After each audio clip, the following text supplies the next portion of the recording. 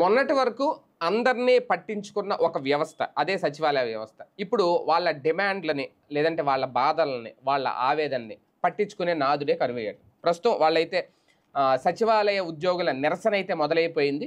October 5వ తేదీ వరకు నిరసన కార్యక్రమాలు ఏం చేస్తారు ఏంటి అనేది కూడా ప్రకటించేశారు. దీనికి సంబంధించి నోటీస్ కూడా ఇచ్చారు.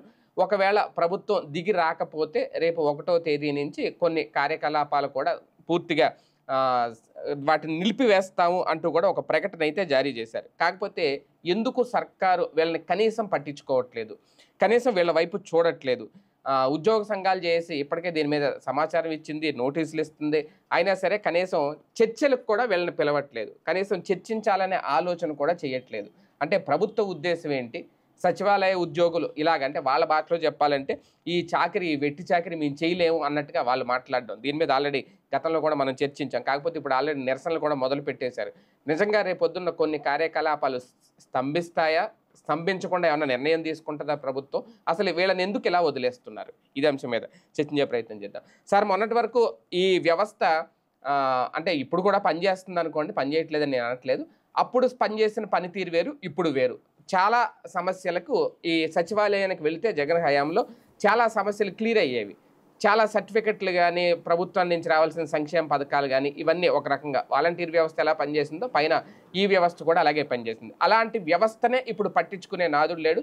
ప్రభుత్వం కూడా కనీసం అటువైపు చూడట్లేదు, స్పందించట్లేదు. చివరికి వీళ్ళ నిరసన కార్యాచరణ కూడా ప్రకటించేశారు, నిరసనలకి దిగారు. 5వ తేదీ వరకు కొనసాగిస్తామని చెప్తున్నారు. అయినా సరే చర్చలకి పిలవట్లేదు. అంటే అసలు సచివాలయ వ్యవస్థ మీద ప్రభుత్వ ఉద్దేశాన్ని ఎలా చూడాలి? పెద్దగా భయపడట్లేదు ప్రభుత్వం. వీళ్ళని గట్టిగా మనం కంట్రోల్ చేయగలం అనేటువంటి నమ్మకంతో ఉంది. ఎందుకంటే వీళ్ళకి ప్రధానమైనటువంటి ప్రభుత్వ ఉద్యోగులు సపోర్ట్ లేదు, అదే వాళ్ళ ధైర్యం. ఎన్జిఓస్ సపోర్ట్ లేదు. వీళ్ళని ఎన్జిఓలు తమ యూనియన్లో జాయిన్ చేసుకోవట్లేదు, వాళ్ళదిగా భావించట్లేదు. లేకపోతే దీన్ని ఎవరు లీడ్ చేయాలి? ఎన్జిఓలు. ఇప్పుడు ప్రభుత్వ ఉద్యోగుల సంఘం ఎట్లా ఉందంటే అధికార పక్షానికి అనుకూలమైనటువంటి వ్యవస్థగా నడుస్తుంది. మేబీ అది అశోక్ బాబు వల్ల కావచ్చు, లేకపోతే ఆ తర్వాత వచ్చినటువంటి యూనియన్ నాయకుల వల్ల కావచ్చు, లేదా ఆనాడు సమైక్యాంధ్ర ఉద్యమం సందర్భంలో అశోక్ బాబు నేతృత్వంలో తెలుగుదేశం లీడ్ తీసుకోలేదు. ఎందుకంటే వాళ్ళు 2 రాష్ట్రాలు 2 కళ్ళు అనేటటువంటి సిద్ధాంతంతో ఉన్నారు కాబట్టి. ఆ టైంలో లీడ్ తీసుకుని నడిచింది ఆంధ్ర ప్రభుత్వ, అంటే అప్పుడు తెలుగుదేశం వాళ్ళకి సంబంధించిన నాయకులకి లీడ్గా కనిపించింది, ఉపయోగపడింది ఎన్జిఓలు, ఏపీ ఎన్జిఓస్. అశోక్ బాబు నాయకత్వం ఆ రోజున అశోక్ బాబు 6 అడుగుల బుల్లెట్ పాట ఆ టైంలోనే వచ్చింది. అది ఈయనకి వాడేశారు, పవన్ కళ్యాణ్ కంటే కూడా ఎక్కువగా. సభ బాగా సక్సెస్ అవ్వడం కానీ, లక్షలాది మంది రావడం కానీ ఆ స్థాయిలో జరిగింది. అది టీడీపీ ఓన్ చేసుకోగలిగింది. అది అప్పుడు యాక్చువల్గా వైసీపీ పట్టించుకోలేదు. ఎందుకని? జగన్ అప్పటికే స్టాండ్ తీసేసుకుని సమైక్యాంధ్ర స్టాండ్ జగనే స్వయంగా పెట్టాడు, గుర్తుంది కదా. అక్కడ ఏది మన లగ్డి కాపుల దగ్గర స్టేడియం ఏదో ఉంది కదా, ఎల్బీ స్టేడియం, దాంట్లో సభ జగన్ పెట్టాడు, సమైక్యాంధ్ర సభ. కాబట్టి నేను చేస్తున్నప్పుడు మళ్ళీ అతనికి ఎవరికో లీడ్ ఎందుకని అతను ఒప్పుకోలేదు. అప్పటి నుంచి యూనియన్లో అంటే వీళ్ళు ఏంటి గ్రౌండ్ లెవెల్ అప్పుడు ఏంటంటే చాలా స్ట్రాంగ్గా ఉన్నారు. ఏది ఉద్యోగ సంఘాలు అక్కడ అవమానాలకు గురయ్యారు, అవహేళనకు గురయ్యారు కదా తెలంగాణ ఉద్యోగులతో. కాబట్టి ఆ టైంలో చాలా కసిగా ఉన్నారు. గ్రామీణ ప్రాంత ఉద్యోగ సంఘాల దగ్గర నుంచి రాష్ట్ర స్థాయి దాకా అందరూ సాలిడ్గా కూర్చుని ఎప్పటికప్పుడు చర్చించుకుంటా ఎప్పటికప్పుడు అశోక్ బాబు ఆ విషయంలో కీలక పాత్ర పోషించాడు. కమ్యూనికేషన్ సాధారణంగా ఉద్యోగ సంఘాల ఏదో మేము చెప్పినప్పుడే నాలి అన్నట్టుండే నాయకత్వాలు కాకుండా ఎప్పటికప్పుడు కమ్యూనికేషన్ బాగా పంచుకున్నాడు. వాళ్ళు ఎట్లా అన్నారు, మనం ఎట్లా చేస్తున్నాం, వాళ్ళు ఎట్లా చెప్పారు, మనం ఎట్లా చేస్తున్నాం, ఇట్లా. అదే అశోక్ బాబుకి ఫెచ్చింగ్ అయింది. ఆ తర్వాత ఆయనకి ఎమ్మెల్సీ ఇవ్వడానికి కారణం కూడా అదే వాస్తవంగా అశోక్ బాబు. అశోక్ బాబు ఆ లీడ్ తీసుకుని నాయకుడు అయ్యాడు. ఎన్జిఓ ఆ తర్వాత ఇప్పుడు తర్వాత మారారు ఇప్పుడు నాయకత్వం. బట్ అసోసియేషన్ అంతా ఒకటిగా ఉంది.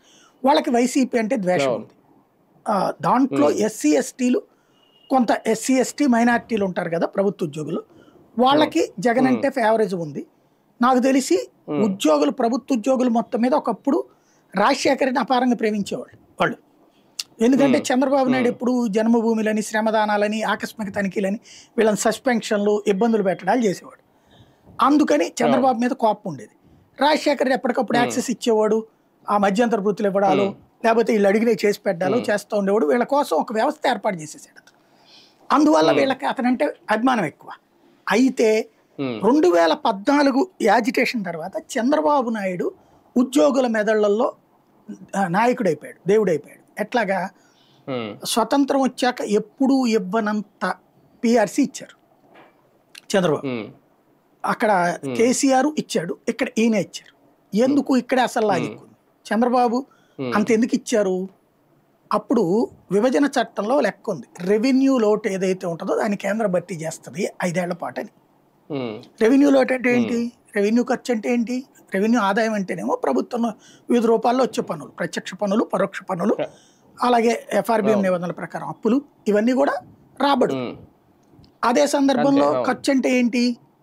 ప్రధానమైనది ప్రభుత్వ ఉద్యోగుల జీతాలే, తర్వాత పెన్షన్, ఏది సామాజిక పెన్షన్లు కాదు, ప్రభుత్వ ఉద్యోగుల పెన్షన్, అట్లాగే ప్రభుత్వ మెయింటెనెన్స్. ఇవి ఖర్చు, అది ఆదాయం. ఈ రెండిటి మధ్యన గ్యాప్ వస్తే అది కేంద్ర ప్రభుత్వం పెట్టుకుంటుంది. ఇక్కడ అసలు లాజిక్ ఉంది. ఆ చట్టంలో మీరు ఇప్పుడు జీతాలు పెంచకూడదని కానీ అదేమీ రాసిలేదు.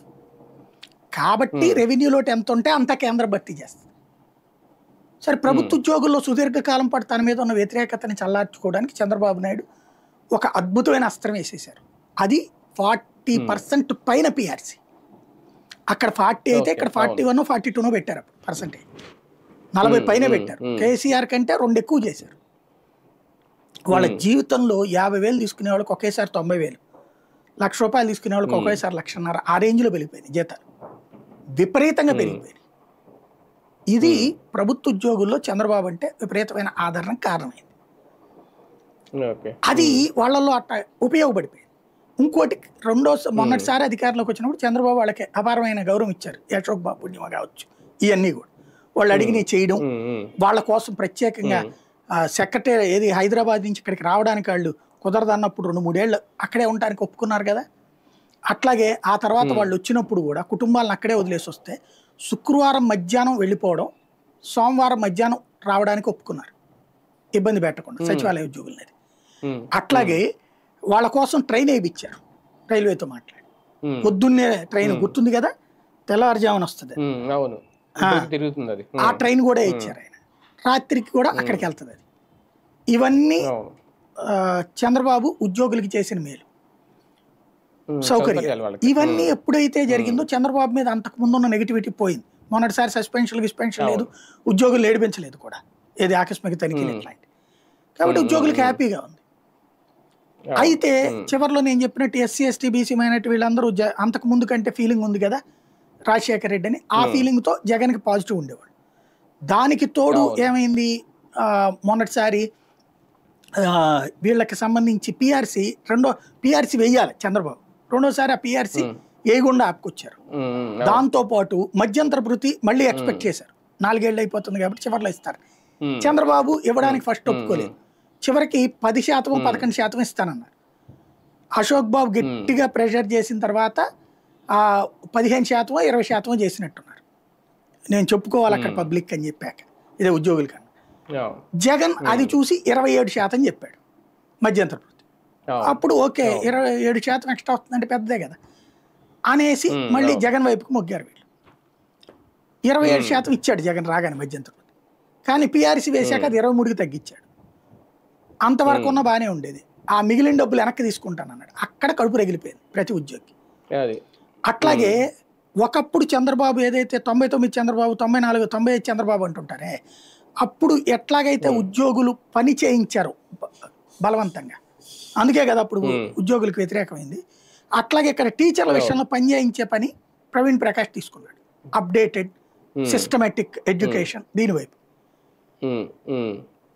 నాకు జీతం కావాలి, ఎంతకంటే ఎక్కువ కావాలి, ఇంకా బాగా సంపాదించుకోవాలి, నా లంచాలు తీసుకుంటే నా జోలికి రాకూడదు, ఎవరు తీసుకోలేదు అనుకోవాలి, అలాగే నేను పని చేయకపోయినా నేను ఉద్యోగిని, ప్రభుత్వ ఉద్యోగిని అనేది గుర్తుపెట్టుకోవాలి తప్పించి నన్ను మాట్లాడకూడదు అనేటటువంటి తత్వం ఉంటుంది అక్కడ. వీళ్ళు నోటికొచ్చినట్టు మాట్లాడేశారు, ఏది వీళ్ళ నాయకులు వైసీపీ వాళ్ళు. అది వాళ్ళకి ములుకుల్లో గుచ్చుకున్నాయి.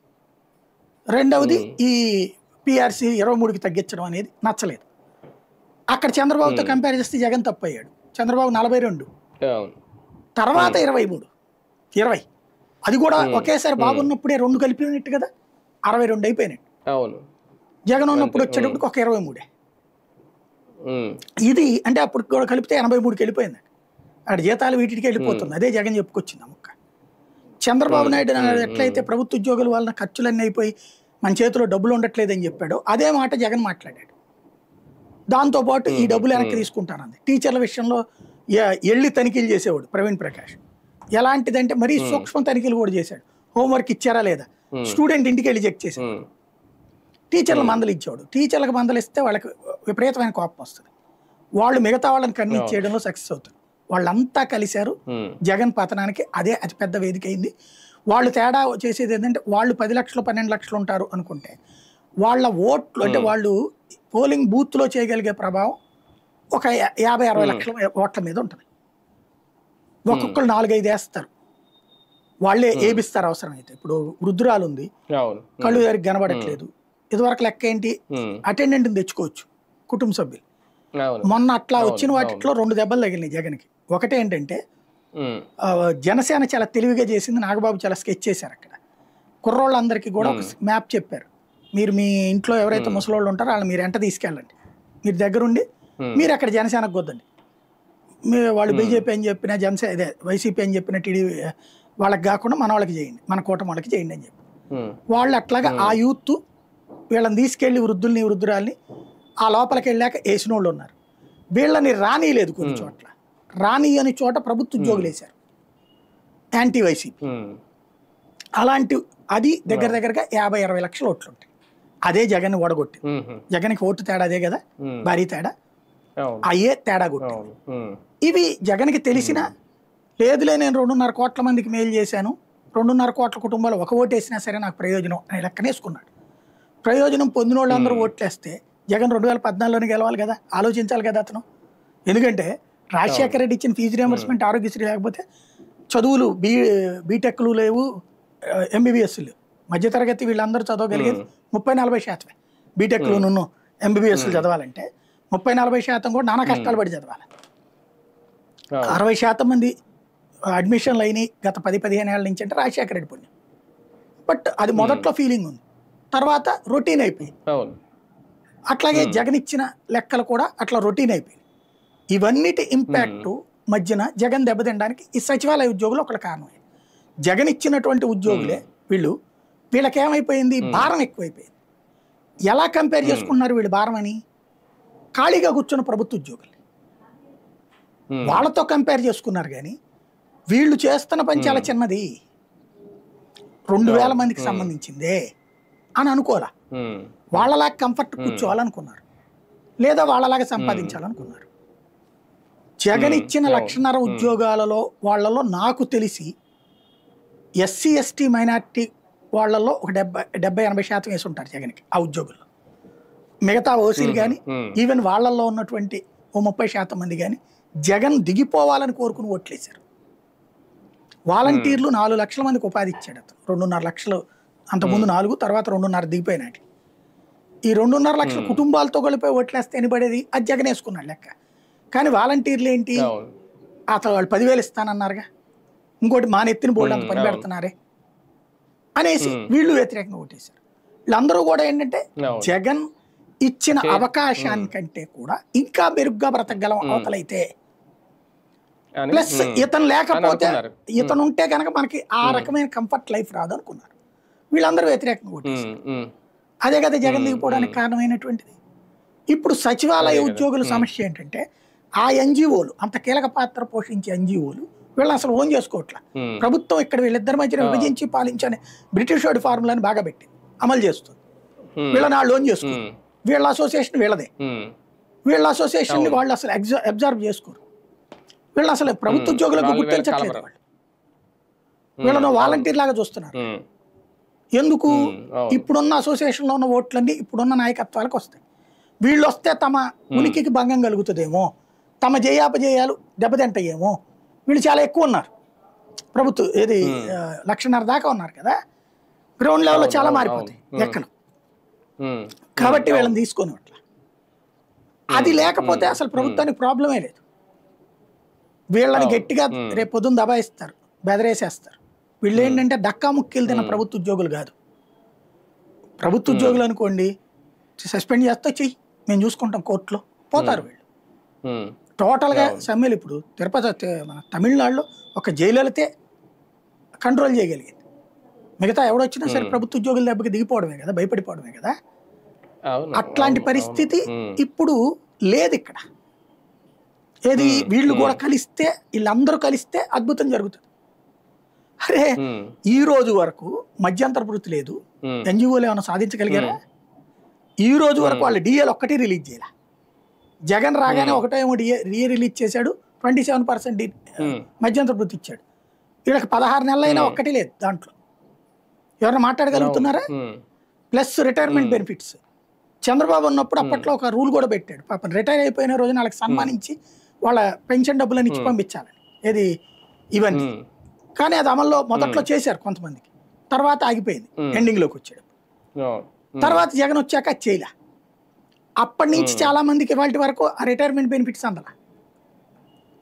ఇప్పుడు అదే ప్రాబ్లం ఉంది, ఆ బెనిఫిట్స్ ఈ రోజు కూడా రాల.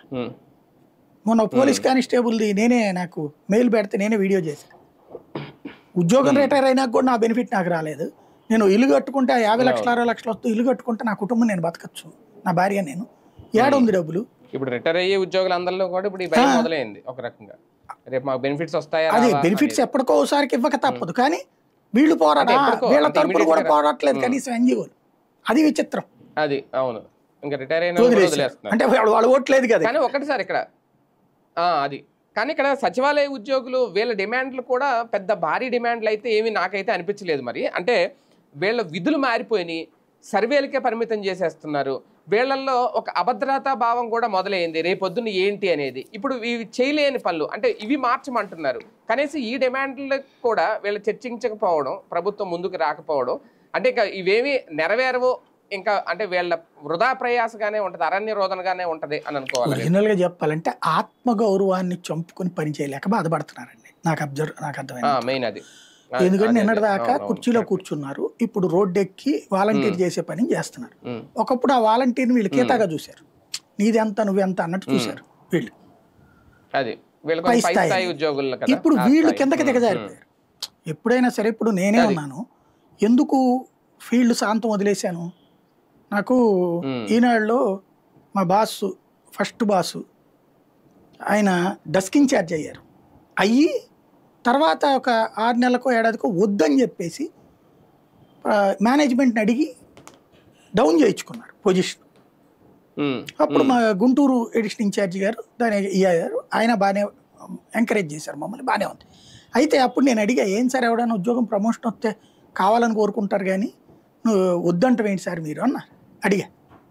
అడిగితే అప్పుడు ఆయన చెప్పిన సూత్రం నాకు స్టిల్ నవ్వు గుర్తు. ఏంటంటే ఇది ప్రైవేటు కంపెనీలు సాయి, ఈ ఫీల్డ్లో నువ్వు పైకి ఎక్కుతా ఉండాలి, ప్రాబ్లం ఉండదు. ఎందుకు కష్టపడేవాడికి, మనలాంటి వాళ్ళకి కష్టపడే వాళ్ళకి అది లైఫ్, ఎక్కుతూ ఉంటాం. ఎక్కేసి కూర్చున్నాం అనుకో ఒక కంఫర్ట్ లెవెల్ అని మనం అనుకుంటాం. ఎక్కేసి కూర్చున్నాక మేనేజ్మెంట్ చేతుల్లో ఎట్టుంటది, అక్కడ కొండ పైకి ఎక్కేసావు నువ్వు, నీకున్న ఆఫర్ ఏంటి, దిగడమా ఉండిపోవడమా? ఉండిపోతే స్టాగ్నేషన్ పీరియడ్, దిగడం అంటే కష్టం. అదే ముందే దిగిపోయాం అనుకో, మనం ఆ దాంట్లో లేమనుకో, ఆ దీంట్లో టెన్షన్ లేదు, బయటికి పోవడం అనే పరిస్థితి ఉండదు, కంఫర్ట్గా ఉండొచ్చు అని చెప్పారు. నేను ఇప్పుడు సరే ఆయన ఆ భాష అట్లా చెప్పినా నేనేంటి, సమాజంలో ఎదుగుదల అనేది లేకపోతే ఎట్లాగా, నువ్వెప్పుడు అంతేనా అనే మాట. అందుకని ఫస్ట్ స్ట్రింగర్గా చేసిన వాడిని, ఒక ఏరియా డేట్ లైన్ స్ట్రింగర్గా చేసిన వాడిని, తర్వాత 5 డేట్ లైన్లు చేశా, 5 ఒకేసారి. అట్లాగే అది ప్రమోషన్ అనుకుంటాం. ఆ తర్వాత స్టాఫ్ రిపోర్టర్ సిటీ కేబుల్, ఆ తర్వాత సి ఛానల్ ఏకంగా ఎడిటర్, ఆ తర్వాత తేజ టీవీకి రీజనల్ రిపోర్టర్ 5 జిల్లాలు శాటిలైట్ ఛానల్, ఆ తర్వాత TV9కి వెళ్ళేటప్పుడు బ్యూరో చీఫ్, ఆ తర్వాత principal correspondent, senior principal correspondent, ఆ తర్వాత జెమినీకి డిజిగ్నేషన్ కోసం వెళ్ళాను. Salary hike, designation. Salary hike TV9 వస్తుంది, డిజిగ్నేషన్ చీఫ్ ఎడిటర్, అక్కడ ప్రిన్సిపల్ ఎడిటర్, ఆ తర్వాత చీఫ్ ఎడిటర్ ఏది ప్రైమ్ 9లో చేసింది, ఎగ్జిక్యూటివ్ ఎడిటర్ AP 24/7, చీఫ్ ఎడిటర్గా ప్రైమ్ నైన్లో చేసి ఆ తర్వాత మళ్ళీ బయటికి వెళ్ళినప్పుడు మళ్ళీ రమ్మన్నప్పుడు వైస్ ప్రెసిడెంట్ తీసుకుని వెళ్ళాను నేను. అంటే కెరీర్లో అక్కడ దాకా వెళ్ళిపోయాం. ఇంకేం చేయాలి మనం? ఇప్పుడు మన సంస్థకి మనమే ఇక్కడ, ఎందుకని ఎండ్ అయిపోయింది. ఇప్పుడు మనమే సీఈఓనో మనమే ఎండీనో రాసుకుంటే ఇప్పుడు చాలా మంది చూస్తుంటాను వస్తుంటుంది. డిజిటల్ ప్లాట్ఫామ్స్ పెట్టేసేసి సీఈఓ అనినో చైర్మన్ అనినో పెట్టుకుంటున్నారు. సరే నాకు అది పెట్టుకోవడం ఎందుకులే అనేసేసి వదిలేసా. ఇప్పుడేంటి నడుస్తున్నది, మన పని మనం చేసుకుంటున్నాం. ఇప్పుడు వీళ్ళ పరిస్థితి ఏంటి పాపం, వెళ్ళి కిందకి దిగడం, అది బాధగా ఉంటుంది. అంటే వీళ్ళ రిక్రూట్మెంటే వీళ్ళ నియామకమే పైసా జరిగింది, దానివల్ల వీళ్ళు కిందకి తగ్గి పని చేయడం అనేటప్పటికి ఫీల్ అవుతున్నారు. అదేం తప్పుడు పని ఏం కాదు, పబ్లిక్ అది బాగా హర్ట్ చేస్తున్నది. అంటే ఎవరైతే ఖాళీగా కూర్చుంటున్నటువంటి ప్రభుత్వ ఉద్యోగులు, లంచాలు తింటున్న ఖాళీగా కూర్చుంటున్న ప్రభుత్వ ఉద్యోగులు తమ పని భారం అంతా వీళ్ళ మీదేసి వీళ్ళని అధికారుల యంత్రాంగం ముందున ప్రజాప్రతినిధుల ముందున కీతా చేసి పెట్టేస్తున్నారు, వీళ్ళని దొంగలు చేస్తున్నారు. ప్రభుత్వ విధాన నిర్ణయాల వల్ల ఇప్పుడు లైక్ అదేది మన ఎరువులది ప్రాబ్లం వచ్చింది. వీళ్ళు ఏం చేయాలి? ప్రభుత్వం ఇస్తే ఇస్తారు, ఇంతకుముందు రాలేదు కదా ఆ ప్రాబ్లం. ఇప్పుడు ఏమైంది? రైతులకి ఏం చెప్తున్నారు? ఆడిదే పట్టుకో, వాడే చేస్తున్నాడని వాళ్ళని తిట్టిపిస్తున్నారు. తిట్లు తినడం ఫస్ట్ టైం, ప్రజల చేత తిట్లు, పై అధికారుల చేత తిట్లు, ప్రజాప్రతినిధుల చేత తిట్లు. ఆత్మాభిమానం నలిగిపోతుంది, ఆత్మగౌరవం చచ్చిపోతుంది. అన్ని వైపుల నుండి ఒక రకంగా చెప్పాలంటే ఒక స్ట్రేచర్లోకి వెళ్ళిన వాడు, గౌరవం పొందినవాడు ఒక్కసారిగా అందరి చేత అవహేళనలకు గురవుతున్నాడేటప్పటికి తట్టుకోలేకపోతున్నాడు. అదే ఇప్పుడు గొడవ అంతా. అంటే జగన్ ఏర్పాటు చేసిన వ్యవస్థ కాబట్టి కూడా చిన్నచూపు చూస్తుంది అనుకోవచ్చా ప్రభుత్వం? ఇది అంతే. ఇప్పుడు వాళ్ళ ఉద్దేశం ఈ సచివాలయ వ్యవస్థను తెలివైన వాళ్ళు అయితే ఇట్లాంటి వాటిట్లో ఎప్పుడు కూడా లేట్ చేయకూడదు, తొందరగా క్లియర్ చేసేస్తే ఇప్పుడు వీళ్ళకి ఎప్పుడో చివరిలో అవకాశం కల్పించారనుకోండి, వీళ్ళేం పాజిటివ్ ఉండదు. అదే ఇప్పుడే కల్పించేస్తే వాళ్ళకి సెట్ అవుతుంది. అంటే అప్పటికి ప్రభుత్వం మంచి చేసిందని కంఫర్ట్ అవుతారు. అది ఆలోచించుకోవాలి ప్రభుత్వం. రైట్. చూద్దాం. మొత్తానికి సచివాలయ ఉద్యోగులు అయితే నిరసనలకి దిగారు ఆల్రెడీ, వాళ్ళ షెడ్యూల్ కూడా ఖరారు చేసేశారు అక్టోబర్ 5వ తేదీ వరకు. కాకపోతే అంత శాంతియుతంగానే నిరసన చేయాలని అయితే వాళ్ళు నిర్ణయం తీసుకున్నారు. కాకపోతే ప్రభుత్వం చర్చలకు పిలాలి అనుకుంటున్నారు, కానీ ప్రభుత్వం ఇంకా స్పందించట్లేదు, కనీసం వీళ్ళని పట్టించుకోవట్లేదు, పైగా విమర్శిస్తోంది, చులకనగా చూస్తోంది అనే ఆవేదన అయితే వాళ్ళలో స్పష్టంగా కనిపిస్తోంది. మరి ప్రభుత్వం ఎందుకు అలా చేస్తోంది, సచివాలయ వ్యవస్థ మీద ప్రభుత్వ ఉద్దేశం ఏంటి, వాళ్ళ డిమాండ్ల సాధన విషయంలో, డిమాండ్ల పరిష్కార విషయంలో ప్రభుత్వం ఒక అడుగు ముందుకేస్తుందా లేదా అనేది ఇంక వేచి చూడాల్సిన అవసరం.